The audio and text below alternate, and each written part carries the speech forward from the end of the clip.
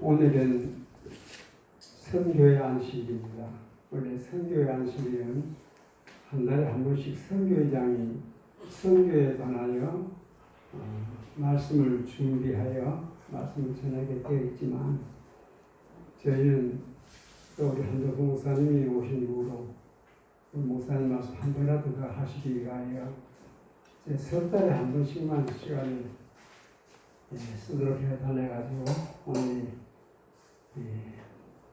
그 10월 첫째 안식일입니다.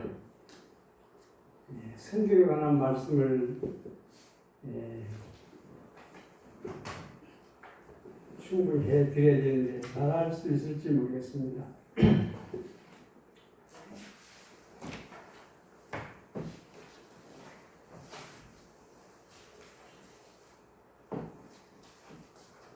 제가 건강에 관하여 요즘 좀 준비를 했는데, 목사님들은 안식 시간을 한번 달라고 부탁을 드렸는데 이런저런 시간이 흔하지 않아가지고 제게 주지 않았어요. 오늘 그래 그 말씀을 겸하여서 좀 드릴까 합니다. 이 말씀은 제가 무슨 선구자가 되고 그에 관하여 잘 알아서 드리는 말씀이 아닙니다. 하나의 큰 소명감으로 제가 준비했으니까 이해해 주시면 감사하겠습니다. 이 세상에는 많은 전쟁이 있습니다. 인종 전쟁도 있고, 경제 전쟁도 있고, 제1차, 제2차 세계대전도 있고, 중국의 목화 전쟁도 있고, 아펜 전쟁도 있고, 미국의 남북 전쟁은 목화 전쟁이랍니다. 그 목화 전쟁은 아시다시피 그 노예들을 통해서 그 목화 씨를 복고 따는 기회가 없을 때에 전부 노예들이 그걸 하기 때문에 노예를 해방시키느냐 마느냐, 그것이 목화 전쟁입니다. 오늘 저희가 들려드릴 말씀은 설탕 전쟁입니다. 설탕 전쟁 다 아실 줄 압니다. 그러나 설탕 전쟁이라는 말은 좀 생소하실 겁니다. 인류는 원래부터 달콤함을 찾아서 많이 섭취하고자 하는 것이 우리 사람들의 입맛입니다. 그런데 그것은 꿀을 통해서 먹게 돼 있었습니다. 그런데 호주 대륙 북쪽 뉴기니에서 꿀벌 없이 꿀을 생산하는 한 갈대를 발견했는데, 그것이 무슨 수수겠습니까? 사탕수수.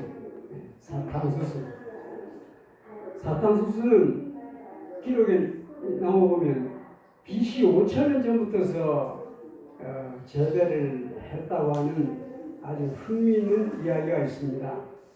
그리하여 BC 7세기에, 지금 말하자면은 BC 7세기에는 우리 성경에 나오는 이사야가 BC 7세기 사람입니다. 그때부터 부자들은 노예들을 통해서 사탕수수를 벌이를 해가지고 큰 부를 축적하게 되었습니다. 그것을 이용해서 수많은 설탕이 만들어지게 되고, 그 설탕을 익혀서 수수된 물을 끓이면은 마치 조청처럼, 쌀을 많이 구우면 조청이 되잖아요. 조청처럼 되는데, 그것을 부수어 가지고 설탕을 만들었던 것입니다. 그런데 그 설탕이 얼마나 귀한 사치품이고 또 부의 상징으로 되었습니다. 그것을 당시의 의사들은 설탕에 관한 올바른 지식이 없기 때문에 약이라고 했습니다. 많이 먹을수록 좋다. 그래서 영국의 엘리자베스 여왕은 설탕을 가지고 많이 먹을 뿐 아니라 약이라고 하니까 그걸 갖고 그 치약으로 사용하여 설탕을 가지고 이 문질러 가지고 칫솔질을 했다고 합니다. 그러니 설탕을 얼마나 많이 먹였어요. 아무리 엘리자베스 여왕이 할지라도 설탕을 많이 먹으면 뭐가 못 쓰게 되겠습니까? 치아가 못 쓰게 되어서 엘리자베스 여왕이 일찌감치 치아가 못 쓰게 돼가지고 합죽하는 그런 할머니가 됐던 것이죠. 유럽의 상인들은 무슬림이라 하는데 제가 볼 때는 BC 7세기면 그 구약 성경을 믿는 그런 민족을 무슬림이라고 지칭한 것 같아요. 무슬림으로부터 설탕을 구매했다고 하는데요. 당시에 우리나라 그 소금이 옛날 일본 사람들이 소금 염전을 개발하기 전까지는 소금이 얼마나 귀했는지 우리 어른들 말씀 들어보면 그 내력을 알 수 있습니다. 당시에 설탕도 얼마나 귀했는지 구하기도 사기도 무척 어려웠다고 합니다. 그래서 다행히 우리나라 이병철 그 회장이 그 설탕을 만들어 가지고 오늘날 삼성이라고 하는 그 모체가 되었습니다. 설탕은 많은 사람들에게 물을 안겨 줬던 것 같습니다. 사탕수수를 배워 가지고 즉시 부수어 가지고 끓이지 아니하면은 이 딱딱해져 가지고 할 수가 없어요. 그러니까 큰 노예들 많은 수백 명 되는 노예들과 더불어서 사탕밭에다가 거기다가 바로 설탕 플랜테이션이라고 하는 설탕 공장을 짓고는 그 노예들을 학대해가지고 불을 축적했던 것이죠. 옛날에는 하얀 그 설탕이었는데 그 설탕 이면에는 노예들의 땀과 희생이 한이 서려 있는 있었습니다. 그래서 하루 사탕수수를 몇 개를 채취해야 하냐면은 노예 두 명에게 할당을 주기를 4,200개를 잘라가지고 껍질 싹 벗겨가지고 그 설탕 프레션 옆에다가 딱 갖다가 두는 것이 일과였습니다. 그래서 이 노예들이 그 설탕 그 분배해준 그것을 감당하지 못할 때는 채찍이 그들의 보상이었습니다. 너희들 너무 게으르다 해가지고 채찍을 툭 펴니까 다음날은 채찍 안 맞으려고 억지로라도 4,200개 이상을 꼭 그것을 했던 것입니다. 그것이 심화되다 보니까 노예들의 반발이 있었겠죠. 역시 그들은 구약 성경을 믿는 사람들이기 때문에 인간은 평등한데 어째서 우리가 노예가 됐을까? 그래서 모든 사람은 평등하다고 하는 이념을 구축하게 되었고 드디어 설탕전쟁이 벌어졌던 것입니다. 당시 영국은 세계에서 제일 강대국이기 때문에 많은 군대와 또 해상 강국이었습니다. 그래서 반발하는 폭도들을 없애기 위하여 생도밍그라고 하는 오늘날 IT 지역입니다. 생도밍그의 노예들의 거주지가 거기서 있었는데 그 나라하고 전쟁을 벌였는데 쉽게 끝내고 돌아오라고 했던 것이 무슨 싸우면 내가 죽기를 각오하고 싸우면 죽기 각오한 사람한테 못 이겨요. 뭐 연장 돌면 돌아가서 죽기를 각오한 사람한테 어찌 이길 것입니까? 그래서 영국이 사탕 전쟁에서 패하고 5만 명의 부상당한 5만 명이 죽임을 당한 나머지는 퇴락하고 말았습니다. 영국이 패했다는 소식을 듣고 사탕 전쟁에서 승리한 생도민그 그 백성들은 아주 좋아하고 있었는데 좋아하지도 못할 것이 곧 프랑스가 다시 프랑스 프랑스의 알렉스 나폴레옹 나폴레옹이 일어나가지고 나폴레옹 잘 아시죠? 그 생도민구를 또 치기 시작합니다. 역시나 그 생도민구에 그 모여있는 그 사람들은 아프리카에서 잘 훈련된 그 전쟁에 능한 사람들이었어요. 그래서 죽기를 각오하고 싸우니 프랑스도 졌습니다.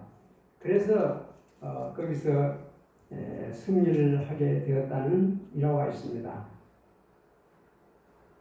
2년간 치열하게 전투 끝에 프랑스군도 많은 전사자를 남긴 채 결국 퇴각하고 말았습니다. 영국, 프랑스 최강한 군대들 모두들 이긴 생도민구의 전사들은 1804년 오늘날 IT 나라를 건설하게 되었고, 불행하게도 한 12년 전에 IT가 큰 지진을 만나가지고 우리나라를 비롯한 세계적으로 그 나라를 돕기도 했던 것이었습니다. 그들은 마침내 자유를 쟁취하는 데 성공했습니다. 오늘날 세상에서 가장 달콤했던 설탕에 대해 좀 알아보면서, 설탕은 제가 어렸을 때 재림교회 기회를 받긴 받았어도 설탕의 위해를 당신 건강법칙을 잘 전수받지 못했어요. 그래서 제가 청년 때 군대 가기 전부터 설탕을 저희 집에서 15kg들이 한 포대를 갖다 놓고는 저희 형제들이 계속 그걸 먹었습니다. 먹은 결과는 무엇이었는가? 그 건강했던 청년 한참 시절 때 먹고 나니까는 몸이 약해지고 완전히 건강이 다운되는 그런 체험을 해봤었습니다. 그래서 오늘날 모든 질병의 원인들이 실제는 그 나쁜 고기를 먹는 것보다 훨씬 더 해롭다는 것이 의학에서 밝혀지고 있습니다.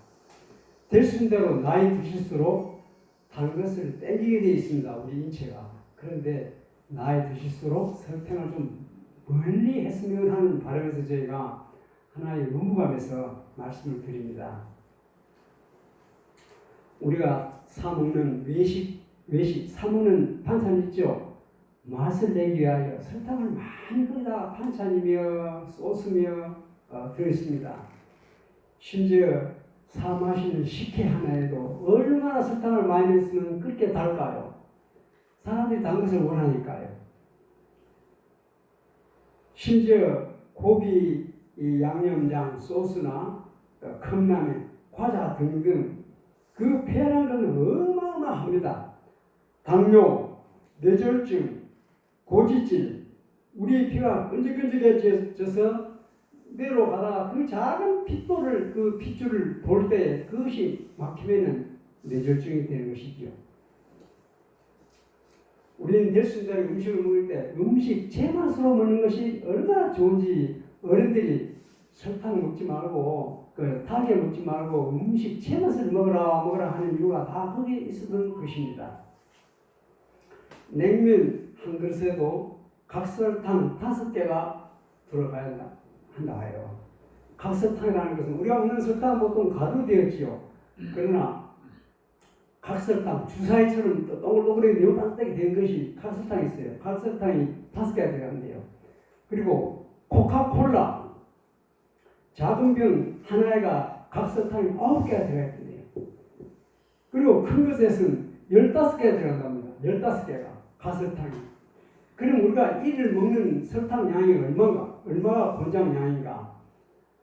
50mg입니다. 50mg은 그 커피 하나 탈 때 그 설탕 하나 넣는 거 있죠? 그것이 50mg입니다. 그러면은 커피를 마실 때 보통 사람이 하루에 한 잔만 먹습니까? 많이 드시는 분들은 뭐 5잔, 10잔 이렇게 많이 드시고, 될 수 있으면은 또 그 이제 소주에나 그 모든 그 술 주류에도 그 사카린이 굉장히 많이 들어갑니다. 사카린은 설탕의 200배가 당도가 들어가요. 그것은 설탕도 아니면서 분자식으로 말하면 우리는 분자식을 뭐 이해는 하지만 그 분자식이 설탕에 없는 그 희한한 그 어떤 분자가 붙어 있어요. 어떤 사람들은 설탕이 위하다면 사카린은 괜찮다고 말합니다. 죄송한 말씀이지만 제가 실명은 되지 않지만 제 이웃에서도 사카린을 어디서 얼마나 온 가족이 많이 먹였는지 두 분 다 아내 일찍 돌아가셨습니다. 사카린도 절대 좋은 것이 아닌 것이지요. 우리 제칠안식 예수님 교인들은 일찌감치 건강의 선구자들입니다. 솔직히 말해서. 그래서 미국 로마린다 근처에 있는 제림 마을에는 미국에서 오래 살고 건강하게 살고 싶으면 로마린다 SDA 교인들처럼 살아라 하는 미국의 그 통계학에서도 밝혀진 바가 있습니다. 대신대로 우리는 과일 먹을 때도 대신대로 단 거, 잘 익은 것을 선호합니다. 그러나 과일에는 단 것도 있고 안 단 것도 있어요. 꼭 단 것만 선호할 것이 아닙니다. 요즘은 경제가 어렵지 않으니까 과일도 목숨을 떨어 집에서 얼마든지 사다가 재놓고 먹을 수가 있습니다. 그래서 제가 지난번에 건강검진을 받았더니 당뇨에 아주 위험하다는 그런 말을 들었습니다. 제가 수박을 늘 사다 대놓고 몸만 그러면 수박을 먹기 시작했어요. 몇 년 동안. 그러니까는 비록 과일에 단 것이 할지라도 많이 먹으면 절대 안 됩니다. 그리고 그 설탕을 과일을 먹을 때도 식전에 좀 먹고 식후에는 과일을 안 먹어야 돼요. 식후에 과일 먹으면은 보통 우리가 알기는 식후에 과일을 먹으면 그것이 밥이 술이 돼가지고 몸에 스물러가도 효과를 낸다라고만 들었지만 식후에 과일을 먹게 되면 당이 훨씬 많이 올라간다는 사실이 밝혀졌습니다. 식전에 한두 쪽 먹고 과일도 많이 먹지 않는 게 좋겠다는 생각이 듭니다. 성경 잠언에서도 너희가 꿀을 만나거든 적당히 먹으라 그런 표현이 있습니다. 꿀도 많이 먹지 말아야 말이에요. 말하자면 우리 교육 가운데서도 당뇨가 참 상당히 많더라고요. 어떤 분들 당뇨들이 참 많아요. 우리 장로님들, 우리 집사님들 당뇨가 굉장히 많아요. 무엇을 많이 먹은 원인이겠습니까? 설탕을 먹은 원인으로 모든 질병이 저항력이 떨어진다는 사실. 1브릭스가 얼마인가? 물 500cc에 설탕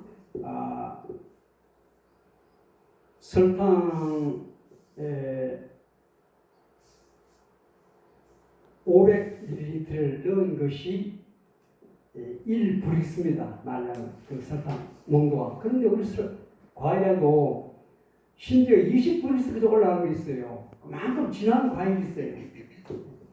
그런데 우리 사람 인체에 하루 2,000개 이상이 암세포가 발생한대요.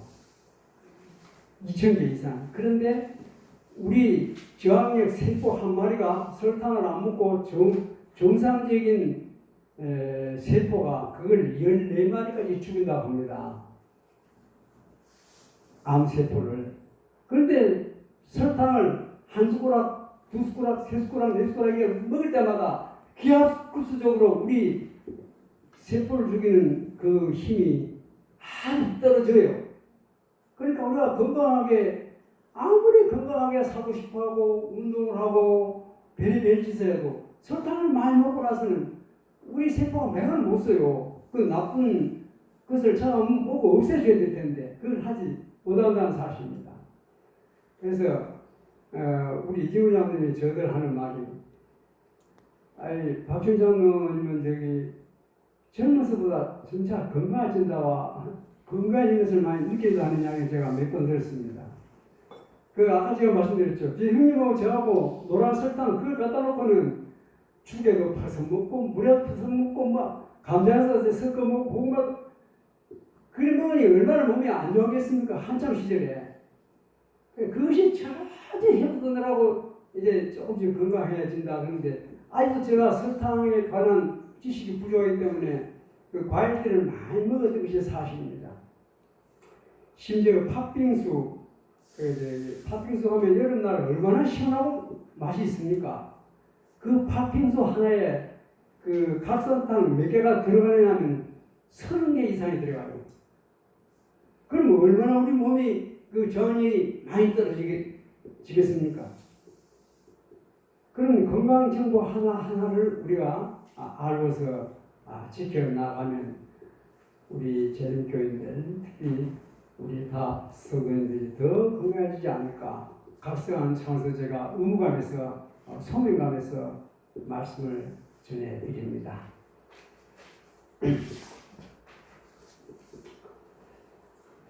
네, 이번에는 그 건강하는 법칙을 떠나서 생활에 관한 가치관에 대해서 제가 한 스토리를 전해드릴까 합니다. 멕시코 해변에 키노라는 사람이 살았습니다. 그 사람은 직업이 여부였습니다. 이 마을 사람들은 바닷속에 들어가서 조개를 채취하여 생계를 이어나가는 것입니다. 마치 우리 광야의 태인도처럼. 태인도에 제 친구 한 사람이 어렸을 때 있었는데 그는 바다에 가서 깊은 물에 들어가면 발로서 조개를 찾나더라고요. 조개를 찾아가지고 생계를 이어나가는 그런 사람인데요. 그런데 가끔씩 특별한 일로 보너스로 그 조개 속에 진주가 하나씩 나왔었어요. 콩알, 녹두알 만한 진주들이 하나씩 나왔어요. 그것이 큰 보너스가 되었습니다. 그런데 어느 날 키노가 큰 조개 하나를 건졌는데 그 조개 속에 갈매기 알만한 큰 진주가 하나 들어있었습니다. 얼마나 횡재입니까? 그런데 그 일이 있고 나서 키노 생활이 완전히 바뀌게 됐습니다. 부자로 바뀌었을까요? 불행하게 바뀌었을까요? 어떤 분야인지 좀 살펴보겠습니다. 진주 조개사는 진주를 취급하는 그 장사는 그 진주를 사기 위해 헐값에 사기 위해 온갖 수작을 다 부린 것입니다. 그 조개는 이제 그 진주는 뭐 진짜가 아니고 뭐 이런 험한 이야기를 다 하고 수작을 부리고 돌팔이 의사는 키노 아들을 치료해준 그 대가로 그 진주를 달라고 밤마다 교황들이 들어와서 사투를 벌입니다. 그러다가 키노는 그들과 칼로서 싸우다가 한 사람을 칼부림 끝에 죽였습니다. 그리고 그 개한들이 자기 집을 불나버렸어요. 그러니까 올 때 갈 때도 없이 도망가고 살인자가 되어서 3인조 추적자가 끊임없이 자기를 추적하여 쫓아옵니다. 그러다가 난투 끝에 이들을 제압을 하지만 하나밖에 없는 아들이 그 괴한에 의하여 죽임을 당하고 말았습니다. 이 이야기의 결론은 어떻게 됐을까요? 온갖 잠령과 절망과 불행 속에 있다가 키는 자기 마을로 돌아와서 높은 하늘을 쳐다보며 고기를 잡던 조개를 잡던 그 바닷가에 섰습니다. 그리고 온갖 회한 속에 주머니에 들어있던 이 큰 진주를 꺼내가지고 바닷가 원대로 던져버렸습니다. 얼마나 아까운 일일까요?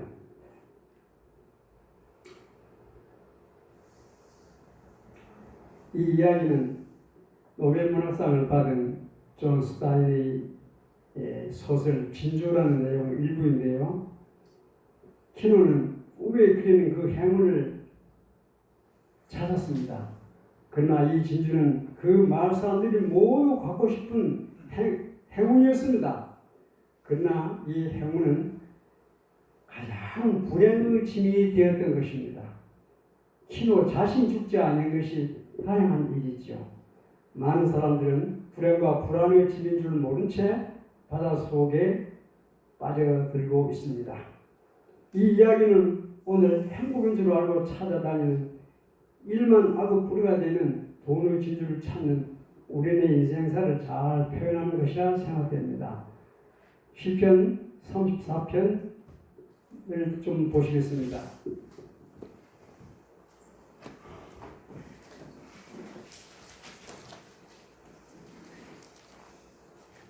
시편 34편 12절 13절 같이 읽습니다. 생명을 사모하고 장수하여 복받기를 원하는 사람이 누구냐? 내 혀를 악에서 금하며 내 입술을 계산마에서 금할지어다. 1절 같이 보겠습니다. 내가 여호와를 항상 송축하며 그를 송축함이 내 입에 계속하리로다. 아멘. 10월달 교회전함을 다 받으시는데 많으신 분들이 낭독하신 줄 압니다. 제가 10월달 교회전함을 읽는 중에 참 좋은 내용이 있어서 같이 공유하고자 제가 이 말씀을 좀 소개할까 합니다.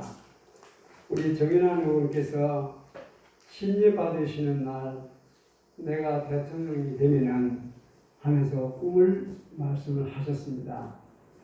그런데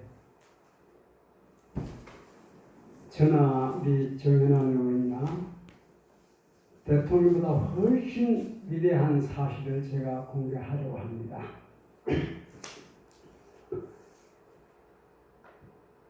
고작 대한민국 대통령 5천만의 대통령 대단하긴 대단합니다. 그러나 하나님께서는 우리를 택하신 것은 작은 나라의 대통령보다 훨씬 위대한 일을 하려고 우리들을 선택하셨습니다.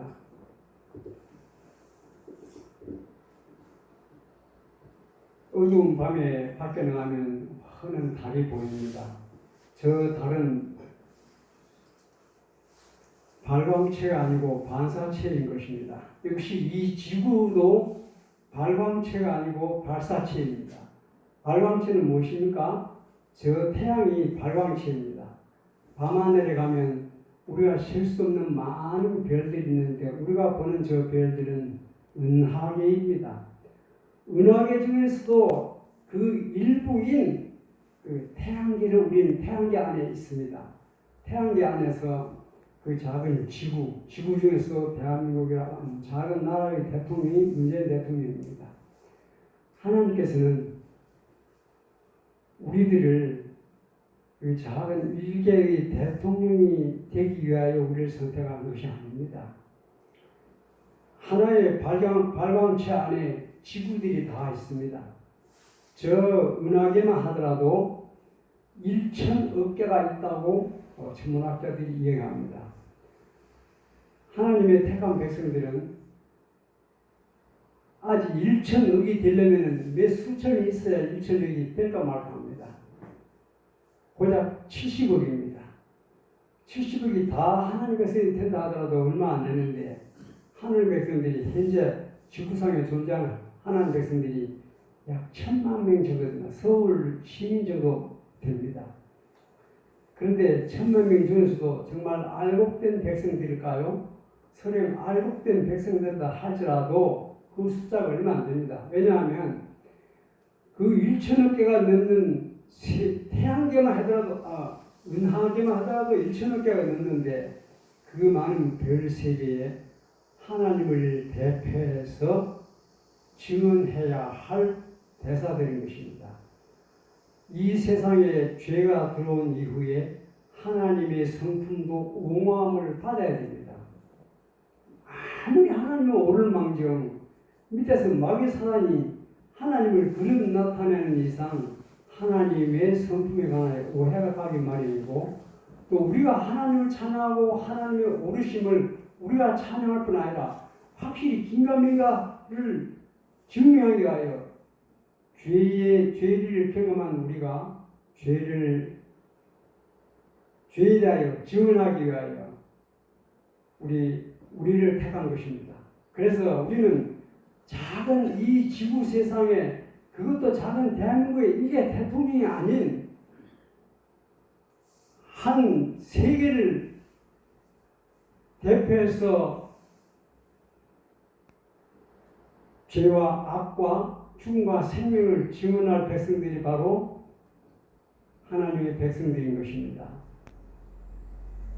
기껏해야 4년, 5년, 중임제가 돼봐야 8년, 10년인데 하나님의 온 지으신 세계에 그 파송될 하나님의 대사들은 끝도 밭도 없이 하나님처럼 생명과를 먹고 오래오래 살 그런 사람들이기 때문에 우리는 이 세상의 그 출세, 이 세상의 어떤 것을 향하여 떠난 조금 전에 키노처럼 그곳에 국한되어 살면 행복이 무엇인지 불행만 가득하다는 사실을 알 것입니다.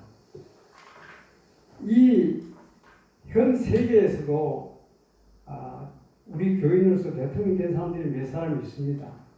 그 중에 잠비아에서 제일교인 대통령 탄생이라고 하는 하나의 기사가 여기 있습니다. 지난 8월 24일 제일교인 하카인데 사미 히칠레마가 잠비아의 수도 루사카에서 공식 취임을 마친 후 잠비아 7대 대통령이 되었다. 그런데 그는 중략을 다 하고 결론을 좀 말씀드렸습니다. 그래서 우리 제림교회 대충의 목회부에서는 그에게 축전을 보내고 온갖 그를 잘 아는 사람들에게 축전을 보냈는데 이 사람은 우리 제림교회 어떤 계단을 밟아서 대통령이 되었는가. 1년 동안 그 잠비아 우리 청소년 부장님과 같이 1년 동안 청소년을 지도하는 그러한 수련을 마치고 재작년에 마치고 올해 대통령이 되었습니다. 그는 세 번째 대통령을 출마했다가 이번에 그전 대통령과 경합을 벌인 끝에 큰 표차이로 대통령이 되었습니다. 그런데 그 대통령은 첫 연설에서 취임을 가능하여 수많은 지지자들에게 보내는 깊은 감사의 마음을 전하고 그는 먼저 하나님께 감사드렸고 그분의 인도를 구했습니다. 하나님께서 계속하여 우리의 여정을 인도해 주시길 기도합니다. 그분은 우리의 타치입니다. 타치가 하는 말은 배를 방향을 잡아주는 타치를 의미합니다. 히칠레마 대통령은 전임 대통령이자 정치적 적수인 에드가 룽구에게 그동안의 봉사에 대해 깊이 감사를 표했고 함께 일할 부통령 무탈레 날루밍고와 그의 아내 무틴타에게도 지난 세월 변함없이 저를 지지해준 두 분께 감사합니다라고 했고 히칠레마 대통령은 배제가 아니라 포용을 위해 싸우겠습니다. 국민이 흩어지는 것이 아니라 모이게 하겠습니다. 라며 최선을 다해 조국을 위해 봉사하겠다고 약속했습니다. 우리는 국민을 섬기는 국민의 종이 될 것입니다. 라고 이것이 제 국민을 향한 저의 약속입니다. 라고 취임 인사를 하였습니다. 하나님의 나라에서는 우리 교회 안에는 보이는 교회와 보이지 아니하는 교회가 있습니다. 보이는 교회는 지금 우리가 앉아있는 이 교인들입니다. 그러나 보이지 아니하는 교인들이 또 있는데 그는 창세 이후로 지금까지 공식적으로 교회 안에는 나타나지 않고 보이지 않지만 하나님께서 우리 밖에 있는 백성들을 인도하신 보이지 아니하는 교회가 있습니다.